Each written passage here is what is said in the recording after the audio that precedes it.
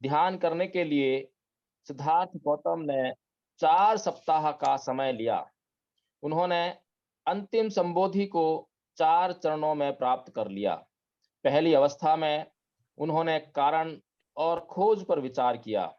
एकांतवास ने उन्हें सरलता से इसे प्राप्त करने में सहायता दी।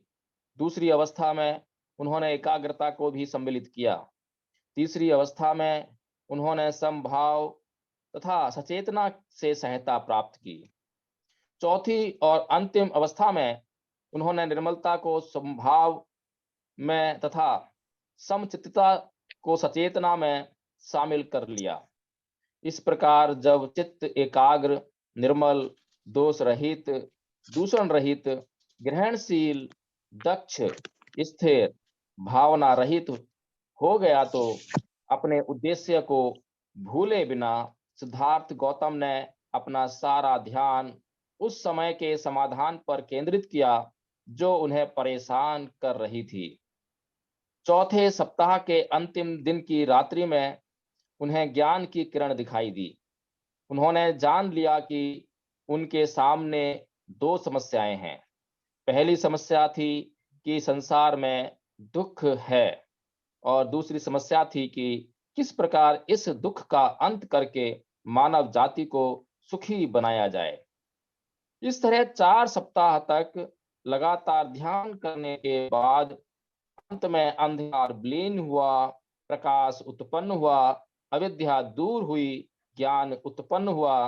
उन्हें एक नया मार्ग दिखाई दिया। तीसरा अध्याय, नए धम्म का आविष्कार। जिस समय सिद्धार्थ गौतम नवीन ज्ञान की प्राप्ति हेतु ध्यान में बैठे, उस समय वह सांख्य दर्शन के प्रभाव में थे। उन्होंने विचार किया कि संसार में दुख और निराशा यथार्थ रूप में एक अकाट्य सत्य था, लेकिन सिद्धार्थ गौतम की यह जानने में रुचि थी कि दुख को दूर कैसे किया जाए। सांख्य दर्शन के पास इस प्रश्न का कोई उत्तर न था। इसलिए उन्होंने अपना सारा ध्यान इसी एक प्रश्न को हल करने में लगाया कि दुख और निराशा को दूर कैसे किया जाए। स्वाभाविक तौर पर पहला प्रश्न जो उन्होंने अपने आप से पूछा वह था, उस दुख और निराशा के कौन से कारण हैं जिन्हें एक व्यक्ति भोगता है। उनका दूसरा प्रश्न था, दुख को कैसे दूर किया जाए। उन्हें इन दोनों प्रश्नों का सही सही उत्तर मिल गया, जो सम्मा संबोधि यानी सम्यक ज्ञान कहलाता है। इसी कारण से पीपल का वह वृक्ष जिसके नीचे बैठकर सिद्धार्थ गौतम ने ज्ञान प्राप्त किया था, बोधि वृक्ष कहलाता है।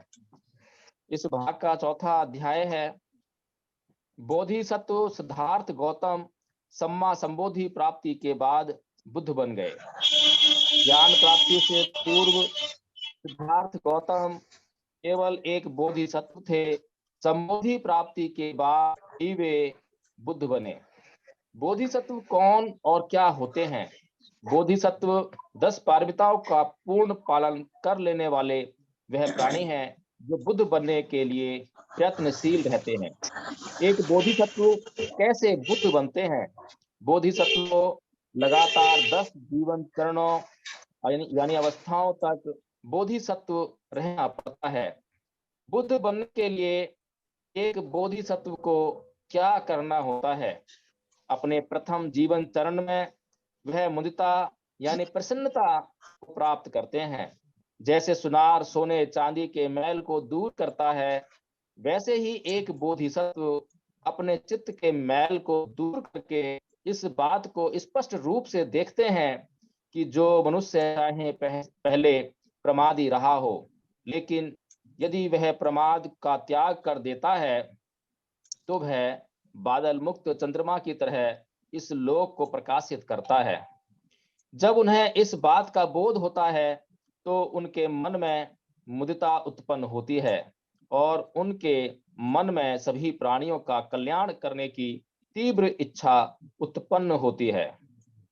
अपने दूसरे जीवन चरण में वह विमला यानी विशुद्धि भूमि को प्राप्त होते हैं। बोधिसत्व अब काम वासना से सर्वथा मुक्त हो जाते हैं। वह कारुणिक होते हैं। वह सभी के प्रति कारुणिक होते हैं। ना वह किसी व्यक्ति के अवगुण को बढ़ावा देते हैं और ना किसी के गुण को घटाते हैं। अपने तीसरे जीवन चरण में वह प्रभाकारी यानी दीप की भूमि को प्राप्त करते हैं।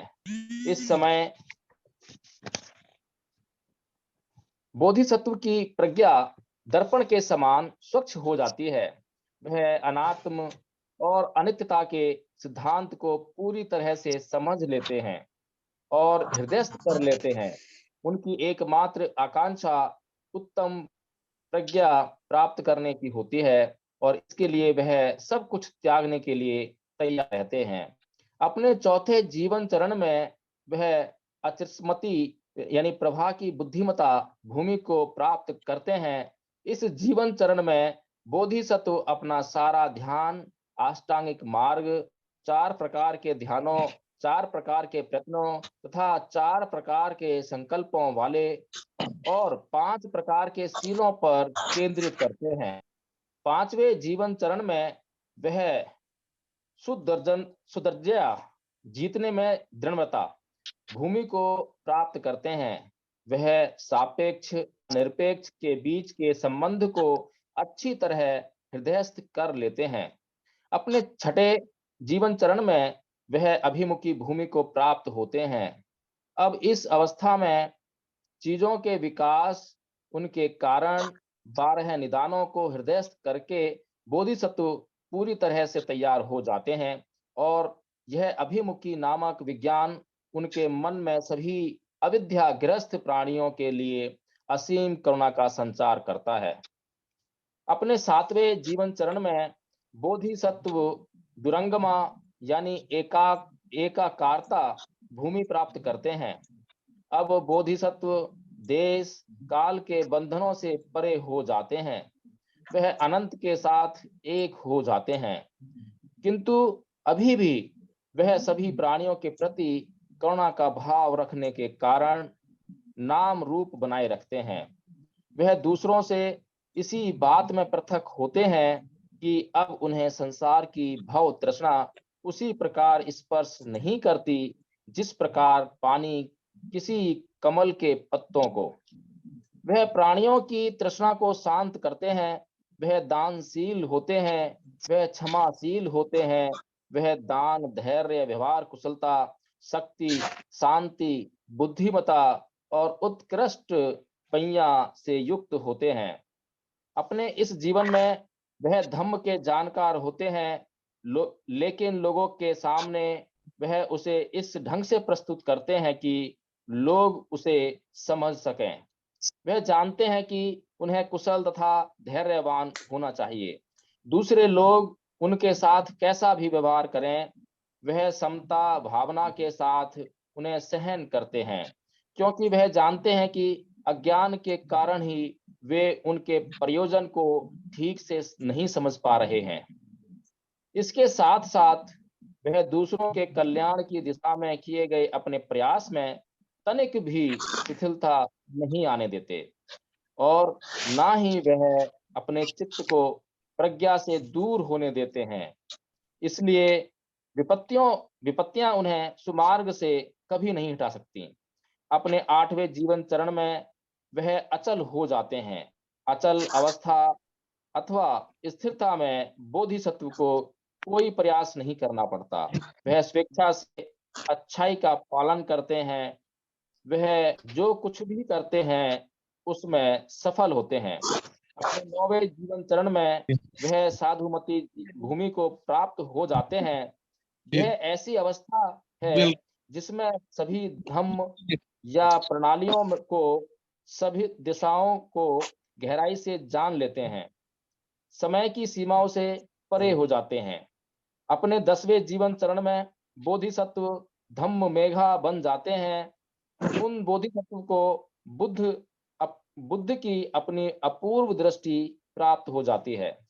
बोधिसत्व इन 10 बलों यानी भूमियों को प्राप्त कर लेते हैं, जो बुद्ध होने के लिए आवश्यक है। एक अवस्था से दूसरी अवस्था में विकसित होने के लिए बोधिसत्व को न केवल इन 10 भूमियों को प्राप्त करना होता है, बल्कि उन्हें 10 पारमिताओं की पूर्णता का भी अभ्यास करना होता है। एक जीवन चरण का अंत एक पारमिता की पूर्ति है। पारमिताओं में विशेषता का एक अवस्था से दूसरी अवस्था में चलना आवश्यक है। एक पारमिता में पूर्णता एक जीवन चरण में करनी होती है। ऐसा नहीं कि थोड़ी एक में थोड़ी दूसरे में। एक बोधिसत्व जब दोनों तरह से समर्थ होता है, तभी वह बुद्ध होने के योग्य बनता है। बुद्ध बनना ही बोधिसत्व के जीवन की पराकाष्ठा है। जातकों का सिद्धांत अथवा बोधिसत्व के अनेक जीवन चरणों का सिद्धांत ब्राह्मणों के अवतारवाद के सिद्धांत के सादृश्य लगता है, अर्थात ईश्वर के अवतार धारण करने का सिद्धांत। जातक कथाओं का सिद्धांत बुद्ध के व्यक्तित्व की निर्मलता की पराकाष्ठा पर आधारित है, जो इसका सार है। अवतारवाद के सिद्धांत के अनुसार ईश्वर को अपने कार्य में निर्मल होने की आवश्यकता नहीं है। अवतारवाद का ब्राह्मणी सिद्धांत यही कहता है कि ईश्वर अनेक रूप धारण करके अपने अनुयायियों की, अपने भक्तों की रक्षा करता है, चाहे वह ईश्वर आचरण से कितना भी अपवित्र और अनैतिक क्यों ना हो।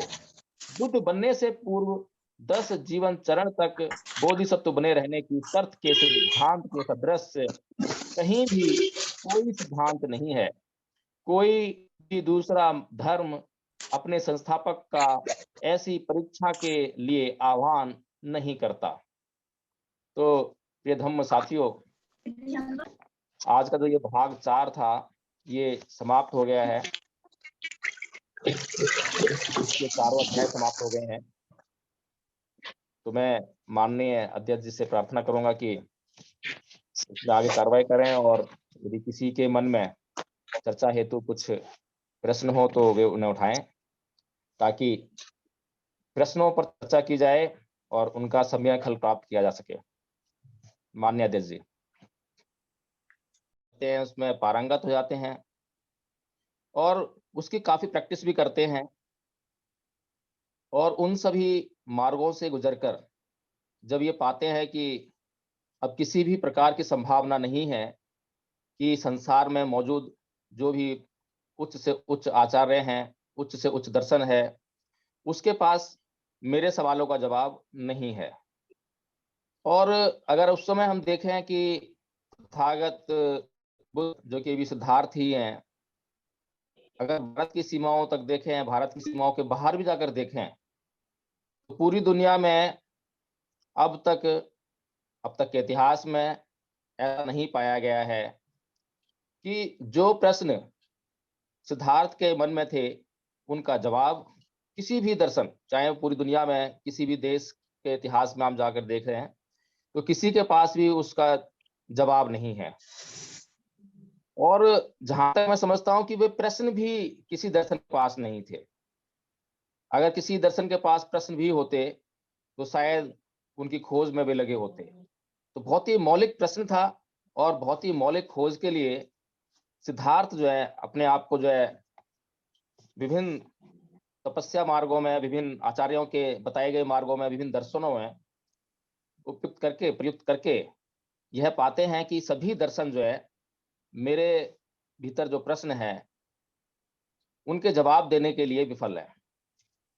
तो इसी से आगे जो है अब सिद्धार्थ जो है स्वयं से जो उनके भीतर प्रश्न है उनका उत्तर कैसे खोजते हैं, इसकी प्रक्रिया बताई गई है। 29 साल की अवस्था में, 29 वर्ष की अवस्था में सिद्धार्थ ने गृह त्याग किया था, और 35 वर्ष की अवस्था में सिद्धार्थ को ज्ञान प्राप्त हो गया था, और वे सिद्धार्थ से गौतम बुद्ध बन गए थे, बुद्धत्व की प्राप्ति हो गई थी। 6 साल के समय में जो सारा समय है वो बोधि प्राप्त करने में नहीं, बल्कि इसका समय जो है, जो मौजूदा थे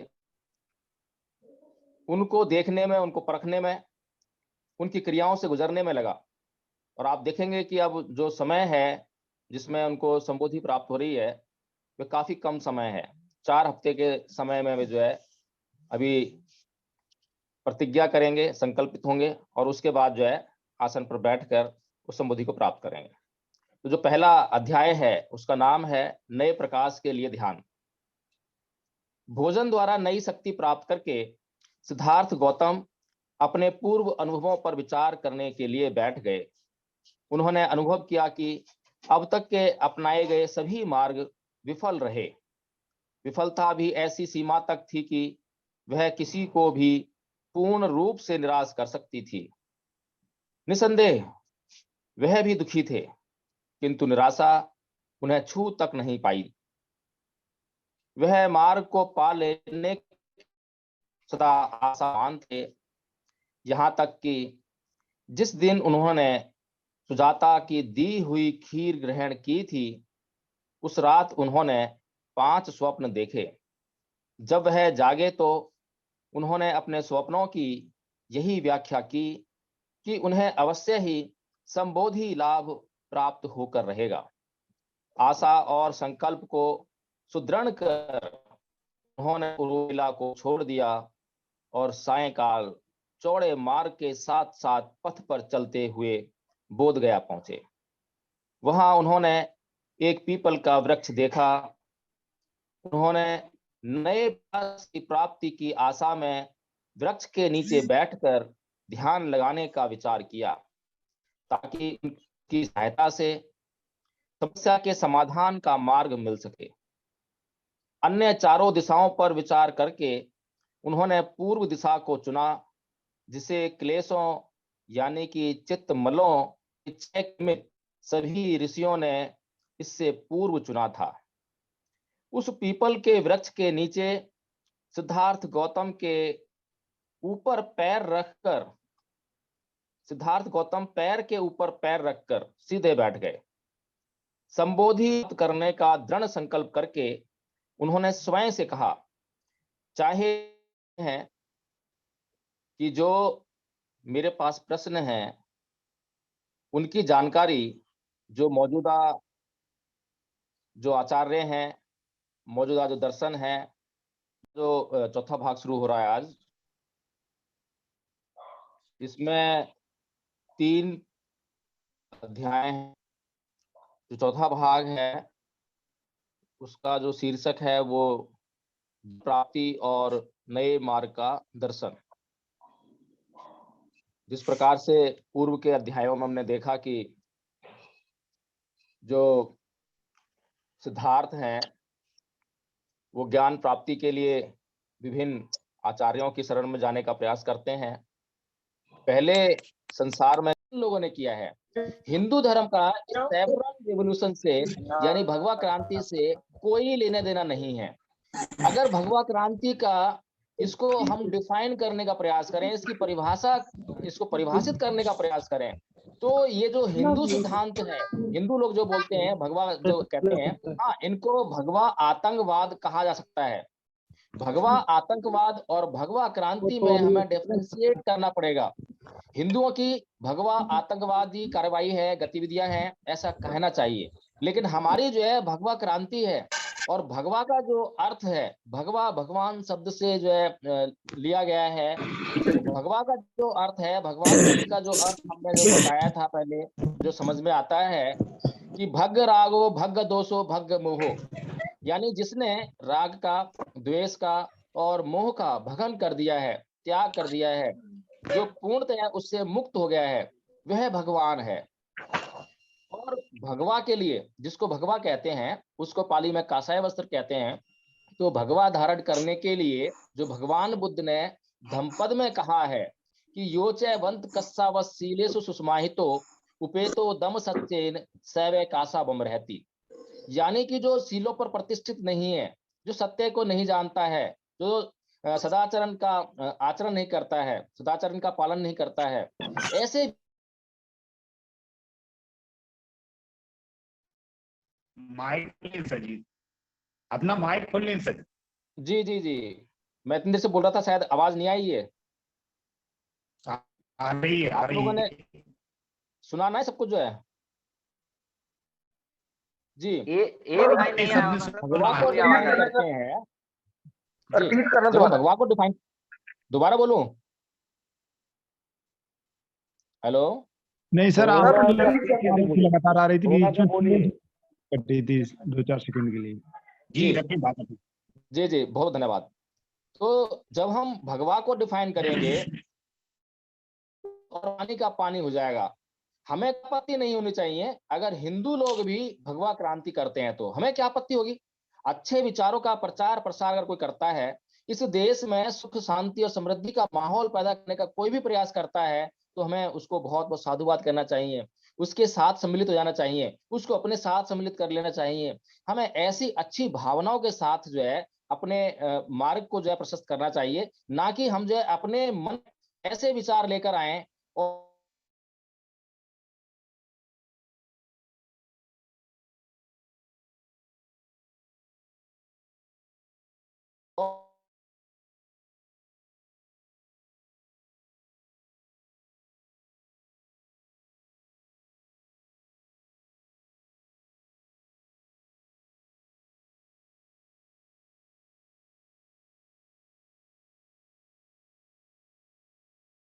ऐसे वे बहुत सारी बातों के जवाब नहीं दे पाए। लेकिन हमें ये समझना चाहिए, हमें अध्ययन करना चाहिए, और अध्ययन करके ही हम जान सकते हैं कि भगवा क्रांति से किसका संबंध है। हिंदुओं का या ब्राह्मणों का भगवा क्रांति से कोई संबंध नहीं है। और मैं यहां तक कहना चाहूंगा कि ब्राह्मणों का तो किसी भी प्रकार की क्रांति से कोई संबंध है ही नहीं, क्योंकि उन्होंने समाज में कभी भी किसी बदलाव के लिए प्रयत्न नहीं किए हैं, बल्कि उन्होंने प्रतिक्रांति की है। जब हमने अच्छे सुधार के लिए, अच्छे बातों के लिए कोई क्रांति की, तो उसके विरोध में जाकर उन्होंने प्रतिक्रांति की है। तो आज अगर हम भगवा से दूर हो जाते हैं, तो मैं ये समझता हूं कि ये हमारे लिए बहुत ही ज्यादा दुर्भाग्यशाली रहेगा, और हम अपने मूल जो उद्देश्य है, अपनी जो मूल रास्ता है, उसको छोड़ देंगे। इसलिए हमें भगवा क्रांति और भगवा आतंकवाद में अंतर समझना चाहिए। भगवा, उस भगवा का अर्थ है भग्ग रागो भग्ग दोषो भग्ग मोहो। जो लोग अपने चित्त के जो चित्तमल हैं उनको दूर करके अपने आप को निर्मल बनाने का प्रयास करते हैं, ये उनके द्वारा प्रायोजित क्रांति है। जी, एक और हैंड रेज है, कृपया बताएं। जी, सभी साथियों को नमोदाय, जय भीम। मैं धीर सिंह बोल रहा हूँ सर। अभी जिक्र आया था 10 पारमिताओं का, बुद्ध बनने के लिए 10 पारमिताएं, तो 10 उसमें मूवियां हैं जी। आपके द्वारा पढ़ा गया कि एक जीवन में एक पारमिता होती है, तो 10 जीवन में पारमिताएं होंगी, तो क्या मतलब हुआ इसका? देखिए, ये जो 10 पारमिताएं, 10 भूमियां, इनकी जो बात है, ये जो परम पूज्य बाबा साहब डॉक्टर भीमराव अंबेडकर ने जो बोधिसत्व का जो कंसेप्ट यहाँ पर दिया है, इसको हमें समझना चाहिए कि बुद्ध की मृत्यु के बाद जब संघ जो है 2 भागों में विभाजित हो गया था, और आज पूरी दुनिया में संघ जो है 2 भागों में मूलतः विभाजित माना जाता है, हीनयान और महायान। तो ये जो बोधिसत्व का जो कंसेप्ट है, वो महायानी कंसेप्ट है। महायानी लोग जो हैं बुद्ध से पहले बोधिसत्व की धारणा में विश्वास रखते हैं, और ये सब जो है तर्क पर आधारित है। बुद्ध तर्क से ऊपर उठकर वो दृष्टा हैं, वो दार्शनिक नहीं है। एक जो दार्शनिक होता है वो अपने विचार रखता है, वो कुछ देख पाए या न देख पाए, लेकिन अपने तर्कों के पहाड़ से आपके सामने एक ऐसा चित्र प्रस्तुत कर देता है कि आप उसे सत्य मानने लगते हैं। हालांकि वह स्वयं उस सत्य से दूर है, उसका साक्षात्कार उसने नहीं किया है। सत्य का जब तक साक्षात्कार ना हो जाए, तब तक जो लोग हैं, मनुष्य जो है विशेष तौर पर जिसके पास विवेक है, वो तर्कों से काम चलाता है। और इसी प्रकार से ये जो बातें हैं, ये जो है बातें तर्क वाली बातें हैं। हम इन्हें तर्क से समझ सकते हैं कि ऐसा होना चाहिए, ऐसा हो सकता है। उदाहरण के लिए एक हम दे सकते हैं कि आज की समय में हमने देखा कि बीच में न्यूटन, आइंस्टाइन, थॉमस एडिसन जैसे महान वैज्ञानिक हुए। ये जो इतने बड़े बड़े वैज्ञानिक जो हैं, आप इतिहास पढ़ते हैं तो आपने यह भी पढ़ा होगा कि मानव समाज को, मानव जाति को एक पहिए का आविष्कार करने में लगभग 1000 साल का समय लगा। पहिया यानी कि यह जानने में कि गोल चीजें लुढ़कती हैं, और इस लुढ़कने की क्रिया से जो है, जो उसका काम है, कठिनतम जो काम है, उसको आसान किया जा सकता है, सरल किया जा सकता है। तो बात को समझने में मानव जाति को 1000 साल का समय लगा। अब ये सोचिए कि अगर ये न्यूटन, थॉमस एडिसन, आइंस्टाइन जैसे महानतम वैज्ञानिक अगर उस समय पैदा हो गए होते, तो मानव सभ्यता ने एकदम से कितनी लंबी छलांग लगाई होती, कितने कष्टों से दूर हो गए होते। लेकिन ऐसा नहीं हुआ। ये सब विकास का परिणाम है। हमारा चित्त सदैव विकास करता रहता है, और इसीलिए जो है, ये जो बुद्धिज्म का जो कंसेप्ट है, इसमें मैंने पिछली बार भी इस पे चर्चा की थी कि बचपन से ही मेरे भीतर प्रश्न था कि ये जो जीवन है, इसका उद्देश्य क्या है? जो प्राणी जन्म लेते हैं, आखिर इसका उद्देश्य क्या है? अगर आज हमने जन्म लिया है और कल को मरना है, तो एक उद्देश्य तो मरना हो गया, लेकिन मरना तो कोई उद्देश्य नहीं हुआ। जीवन यानी कि जन्म और मृत्यु के बीच का जो समय है, उसमें उसको इतना प्रयत्न करना पड़ता है। बचपन में शिक्षा लेने के लिए स्कूल जाता है, फिर कॉलेज जाता है, इतनी मेहनत करता है, फिर उसके बाद जब बहुत प्रयत्न से बहुत धन कमाता है, अपने लिए सारी चीजें उपलब्ध कराता है, इतना सब कुछ उसे करते करते उसका पूरा जीवन चला जाता है। बुढ़ापे में जाके उसको 66-65 साल की उम्र में उसको जो है सेवानिवृत्त होता है, यानी कि रिटायर हो जाता है। उसके बाद वह मर जाता है। इतना सब कुछ केवल उसने मरने के लिए किया। तो बड़ा मतलब अजीब लगता है कि निराशा से मन भर जाता है कि पूरी जिंदगी उसने करा क्या? मेहनत, मेहनत और सिर्फ मेहनत, सिर्फ मरने के लिए मेहनत की। तो इसको हम समझ नहीं पा रहे हैं कि ये जीवन क्या है। तो ये जीवन का उद्देश्य है, ये मृत्यु नहीं है। जीवन का उद्देश्य निर्वाण प्राप्त करना है, और निर्वाण प्राप्त करने के लिए, यानी कि इस जीवन और मरण के चक्र से छुटकारा पाने के लिए आपको जो अपने चित्त कलेश हैं, उनसे पूरी तरह से निर्बल होना पड़ेगा। तो इसीलिए बुद्ध जो है दृष्टा हैं, बुद्ध दार्शनिक नहीं है। बुद्ध जो है, जो दार्शनिक होता है, वो अपने तर्क से बोलता है, और जो दृष्टा होता है, वो स्वयं देखकर उसको बताता है। जैसे आप किसी पहाड़ को देखें और उसके बाद लोगों को बताएं कि ये पहाड़ है, तो किसी को भी उसे मानने में कोई परेशानी नहीं होगी।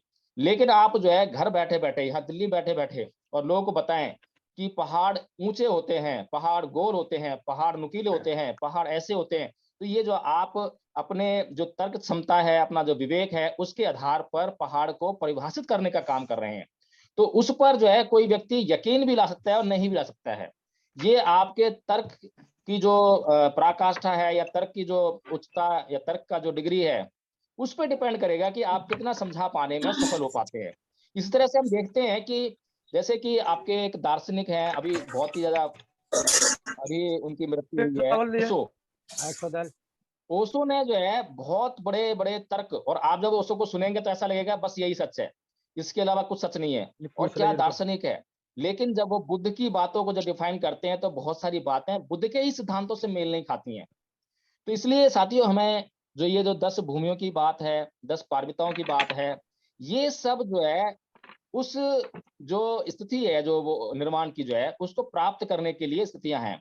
एक ही जीवन में कोई व्यक्ति शुद्ध हो जाएगा, इसको मैं असंभव समझता हूँ। इसीलिए जो हमारा चित्त है आज इस जीवन में, आज अगर हम बुद्ध के मार्ग पर आ गए हैं, ये भी हमारे लिए बड़ी उपलब्धि है। और हम ये समझते हैं कि इस जीवन में जितना संभव हो सके अपने चित्त का विकास कर लें, ताकि हम जो है जब अगले जीवन में प्रवेश करेंगे, तो हमारे लिए जो हमारा जीवन है और सरल हो जाए, और उससे हम आगे बढ़ें। तो 10 भूमियों का जो है यही मैं समझता हूँ, और मैं भी सिर्फ तर्क के आधार पर समझ सकता हूँ। मैं बुद्ध नहीं हूँ, मैं कुछ दृष्टा नहीं हो सकता हूँ, देख नहीं सकता हूँ चीजों को, उनका अनुभव नहीं कर सकता हूँ। तर्क के आधार पर मैं बात कर सकता हूँ, और आप भी तर्क के आधार पर ही प्रश्न कर सकते हैं, तर्क के आधार पर ही उनको समझ सकते हैं। जी मान्यवर जी। और किसी का कोई सवाल हो तो बताएं।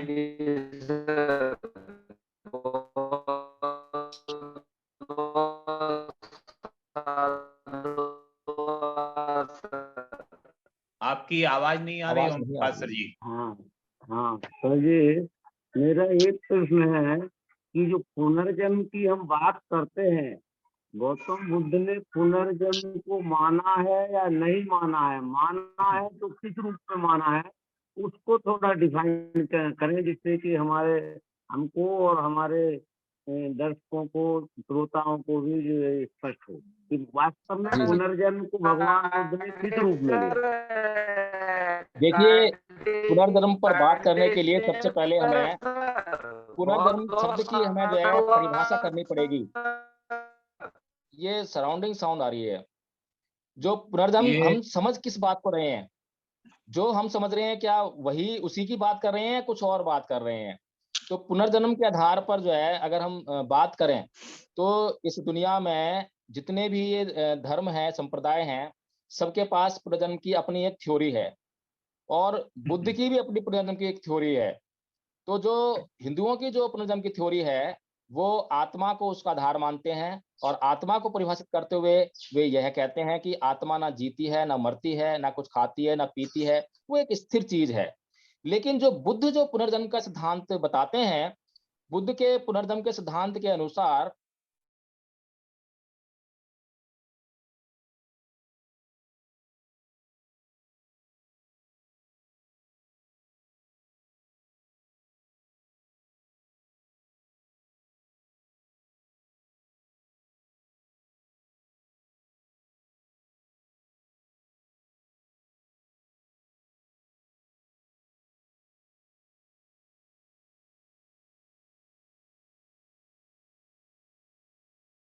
सामने आता है। आप मोबाइल को ही देख लें आप जो है कि मोबाइल जो है आपका सन 2000 के आसपास जो है आपका इजाद हुआ और उसके बाद आज मोबाइल से आप क्या-क्या कर रहे हैं। तो ये सब जो है विकास का परिणाम है और ये बातें तथागत बुद्ध ने आज से 2600 साल पहले इस बात को बताया और बुद्ध की बातें जितनी भी हम पढ़ते हैं, जितनी भी सुनते हैं, एक-एक बात में हमें जो है जब उसका हम उसको तर्क की कसौटी से हम जो है परखते हैं, तो किसी भी बात में ज़रा-सा भी तनिक मात्र भी जो हमें संदेह दिखाई नहीं देता है, जहाँ पर कि संदेह कर सकें। तो जो बुद्ध की जो थ्योरी है, वो विकास पर आधारित है। जी साहब। जी बहुत बहुत साधुवाद। मैं समझता हूँ कि समय हो चला है अगर और समय किसी हो का गया तो हैंड ठीक रेज़ है, नहीं नहीं तो है माननीय। अभी मान्य अध्यक्ष जी अगर समय हो गया तो ठीक है, इसको समाप्त करते हैं। लेकिन इसी जो बात में जो प्रश्न था, मुझे लगता है कि अगर कुछ और भी संदेह हो तो उसे करना चाहिए। क्योंकि प्रश्न जो है हमें थोड़ा-सा और डिस्कशन पे और अच्छी तरह से लेके आते हैं। अगर धीर सिंह जी कुछ और इसमें है तो बताएँ थोड़ा-सा, अपने तरफ अपने तर्क रखें उसमें। सर मेरे यहाँ आसाम के एक भिक्षु संघ है जो कि व्हाइट वस्त्र पहनते हैं और जी। तो उनसे ये 10 पारमिताओं को बुद्ध के उसके विषय में बात हुई थी, तो वो भी यही कहना चाह रहे थे जो अभी आपने समझाया। हुँ, उनका मानना ये है कि ये ऐसा नहीं है कि हमारा जीवन पुनर्जन्म नहीं होता है। हुँ, पुनर्जन्म होते हैं जो हम दान पारमिताएँ जितना ज़्यादा हम इस जन्म में करेंगे, वो इस तरीके से बढ़ती चली जाएँगी पारमिताएँ और हुँ, आने वाले समय में ही वही लोग बुद्ध बनते हैं। ऐसा नहीं है कि एक जीवन में बुद्ध बना जा सकता है। हुँ, उनने ये समझाया और जो हम आसाम वाले संघ की बात कर रहे हैं, ये तथागत बुद्ध के समय की मतलब उनका जो परिवार है तथागत बुद्ध के समय उपासक बनाए गए थे, तब के वो उपासक हैं और उनका मतलब क्या कहें कि क्रमबद्ध तरीके से मतलब चला आ रहा है। जी, जी। ये मान के चलिए कि वो उनके समय का जो इनका संघ है, परिवार है, वो आज भी लगातार चला जा रहा है। वो मेरे यहाँ बरेली के आस-पास में 4 साल से हैं और मैं 4 साल से उनके लगातार संपर्क में रहता हूँ और जी, धर्म के बारे में बहुत कुछ बारीकियों से उनसे चर्चा करता हूँ और समझता हूँ, सीखता हूँ।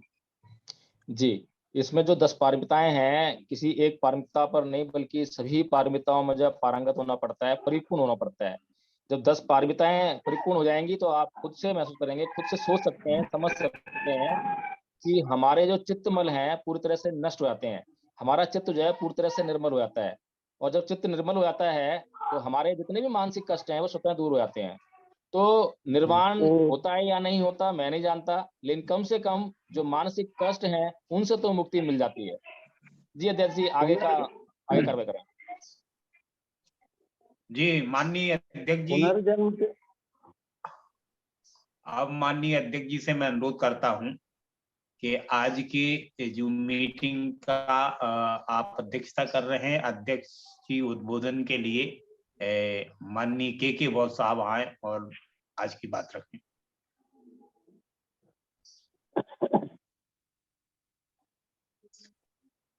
हेलो जी सर, आवाज आ रही है? आ रही है सर, आ रही। हाँ तो ठीक। महाकारुण तथागत बुद्ध, बोधिसत्व डॉक्टर भीम अम्बेडकर एवं सभी महापुरुषों को नमन। जूम में उपस्थित सभी भाइयों बहनों को नमो बुधाय, जय भीम। आज बहुत विस्तार से हम लोग चर्चा सुने, बल्कि शंका का समाधान भी किया गया है। इनका प्रबोधन भी और जो समझाने का तरीका है वो भी बहुत अच्छा है। समझने कोई साधारण आदमी भी समझ सकते हैं। जहां तक बुद्धि की बात है तो हम आपको बता दें, जो पहली बात है कि जूम मीटिंग में जो हम लोग जुड़ते हैं उसका रहस्य जानना चाहिए। यानी एक बहाना होता है, एक निशाना होता है। अभी सोचिए जरा सा, अभी खुद साधारण दिमाग से भी सोचिए कि जूम पर हम जब जुड़े हैं इतने लोग, तब इतना जानकारी हो रही है ना। तो जुड़ना उद्देश्य नहीं है, जानना उद्देश्य। लेकिन जानने के लिए कुछ तो करना पड़ेगा, जूम पर जुड़ना पड़ेगा। इसी तरह से अभी हम बुद्ध की बात बता रहे हैं, समय हो गया है, ज्यादा नहीं बोलेंगे, है ना। तो पहले बता रहे, बुद्ध का मतलब ये होता है, बुद्ध व्यक्ति का नाम नहीं, व्यक्ति का नाम सिद्धार्थ था। जो बुद्धत्व को प्राप्ति कर लिए तो बुद्ध का है, डिग्री है, बोलचाल के भाषा में उसको आप डिग्री कहते हैं, पोजीशन कह सकते हैं, वहां पहुंच गए। और ये मैं बहुत कड़वा सत्य बता रहा हूं कि दुनिया में जितने भी प्राणी हैं सभी में बुद्ध बनने का तत्व विद्यमान है। उदाहरण से समझें, जैसे हर चना में, चना हम लोग जानते हैं, जिस प्रकार हर चना में अंकुर लगने का दम है, उसी प्रकार हर प्राणी में, दुनिया के हर प्राणी में बुद्ध बनने का गुण विद्यमान है। लेकिन एक शर्त है, जिस प्रकार चना में शर्त है, अनाज है, चना में शर्त है कि अंकुर में लगेगा, लेकिन एक शर्त है कि पानी चाहिए। अगर पानी ना देंगे और 5 साल टेबल पर रख देंगे तो घून तो लगेगा नहीं, अंकुर तो लगेगा नहीं, घून लग जाएगा। उसी तरह से हर प्राणी में बुद्धत्व की प्राप्ति का गुण है, लेकिन एक शर्त है, वो है सम्मान चाहिए। और भारत का विडंबना है कि कश्मीर से कन्याकुमारी तक एक ब्राह्मण छोड़ करके किसी को सम्मान नहीं है। हमारा बात थोड़ा कड़वा लग सकता है, अटपटा लग सकता है, क्योंकि हम किसी को खुश करने के लिए नहीं बोलते हैं, जो कड़वा सत्य है वो बताते हैं। तो शर्त क्या है? सम्मान चाहिए, और किसी को सम्मान नहीं मिल रहा है, इसलिए बुद्ध पैदा नहीं हो रहे। बहुत कड़वा सत्य है। अब इसका रह गया विकल्प, इलाज। तो इलाज यही है कि सम्मान शब्द जो है, पहले हम लोग सम्मान शब्द का विश्लेषण करें। सम जोड़ मान, जहां सबका मान बराबर हो वही सम्मान। इसका मतलब हुआ कि अकेले सम्मान नहीं हो सकता, कम से कम 2 आदमी से, तभी एक दूसरे को सम्मान मानेगा, बराबर मानेगा। यहाँ तो हम लोग मिलते नहीं है। अभी जो हम लोग त्रिशरण में जो बोलते हैं, संघं शरणं गच्छामि, वही तो संघा, संघ है ही नहीं, हम लोग बोले जा रहे हैं। दुनिया में 2 ही संघ है, एक मुस्लिम का संघ है, एक ईसाई का संघ, बाकी किसी का संघ नहीं है दुनिया में, किसी का संघ। तीसरा हम लोग प्रयास कर रहे हैं, बुद्ध का संघ, मतलब ये पहले भी था, पहले था। और थंगा का एक दृश्य बताते हैं कि जैसे जो बुद्ध पहला प्रवचन जब दिए सारनाथ में, तो वो क्या कम से कम 5 आदमी थे, 5 आदमी और वही संघ बनाए, क्योंकि अकेले एक व्यक्ति कितना करेगा, इसलिए संघ बनाना जरूरी है। तो संघ में कम, 1 से अधिक आदमी चाहिए। तो 1 से अधिक तो हम लोग मिलते ही नहीं है। अब कहेंगे पति पत्नी मिलते हैं, वो संघ नहीं, बच्चे के साथ मिलते हैं, वो संघ नहीं, रिश्तेदार मिलते साथ, वो संघ नहीं। संघ का एक परिभाषा है कि कॉमन इंटरेस्ट होना चाहिए, और परिवार रिश्तेदार नहीं होना चाहिए। तो अब है, जैसे अभी मुसलमान है, जितने भी मुसलमान है, एक दिन फिक्स्ड है, ये किसी की मर्जी नहीं है, फिक्स्ड है कि शुक्रवार को मिलेंगे। और जितने लोग शुक्रवार को मिलते हैं, सबका एक ही विचारधारा होता है कि अपनापन का भाव पैदा करना। मिलना बहाना है, मकसद है कि पास से पास होता है और पास से प्रेम होता है। जिसके पास बैठेंगे तो उसके साथ जाने अनजाने प्रेम पैदा। ज्यादा समय नहीं हम लेंगे आपको, लेकिन इतना मैं बता देता हूं कि हम लोग पास बैठते ही नहीं है। जूम पर तो हम लोग जुड़ जा रहे हैं, लेकिन पड़ोस में कहाँ मिल रहे हैं। ये जो सुबह जो रखा गया जूम बुधवार को इसलिए रखा गया कि सुबह हम लोग जुड़े और शाम को अपने अपने मोहल्ले में जुड़ने का प्रयास करें। ठीक है, इनिशियल स्टेज ही सही, लेकिन जुड़े।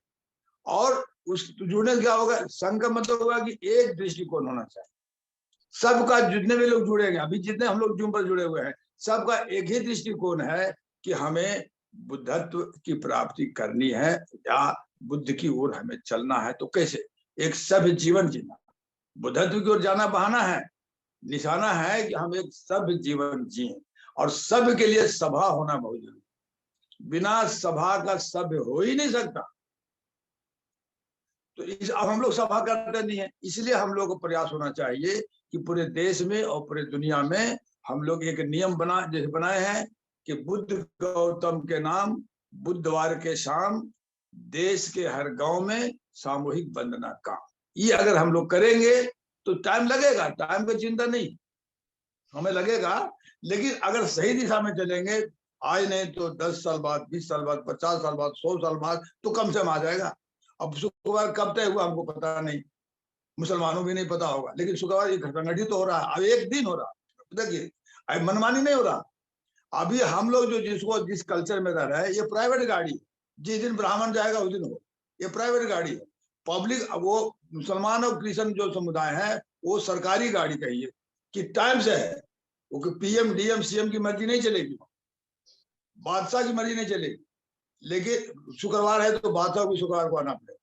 फुटपाथ पर अंडा बेच रहा है उसको भी आना पड़ेगा। उस तरह से हम लोगों को, चाहे प्यून हो या कमिश्नर हो, लेबर हो या कॉन्ट्रैक्टर हो, अगर एक जगह हम लोग बैठने का शुरू करेंगे तो देर से देर हम लोग सम्मान को हासिल करेंगे। जो समाज में आएगा सम्मान पाएगा। साथ से समय होता है, साथ से समाज होता है, साथ से सम्मान होता है। जो व्यक्ति समाज को समय देगा, समाज उसको सम्मान देगा। ये हमारा जीवन का अल्टीमेट उद्देश्य है। और बुद्ध और बुद्धत्व और बुधवार हमारा बहाना है, रास्ता है चलने का। इसी के साथ हम अपने विचार को विराम देते हैं। अब और आप लोगों ने धैर्य से सुना और जुड़ रहे हैं, संख्या भी देखते हैं कि धीरे धीरे बढ़ रहा है ना। इसीलिए सभी को साधुवाद, नमो बुद्धाय। बहुत बहुत साधुवाद, बहुत साधुवाद। आपने बहुत अच्छे तरीके से समझाया। और अब मैं आमंत्रित करूंगा हमारे संस्थापक महोदय, राष्ट्रीय अध्यक्ष महोदय यदि जुड़े हों तो वो अपना मार्गदर्शन देने का कष्ट करेंगे। माननीय संस्थापक महोदय जी।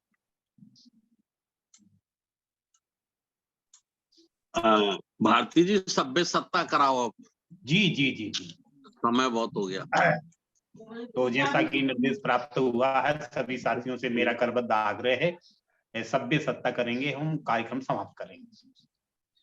सभ्य सत्ता सुखी होन्तु, सभ्ये होन्तु जखेमिनो, सभ्ये भद्राणि पश्यन्तु मा कञ्चित् दुःखं आगमात्, सभ्ये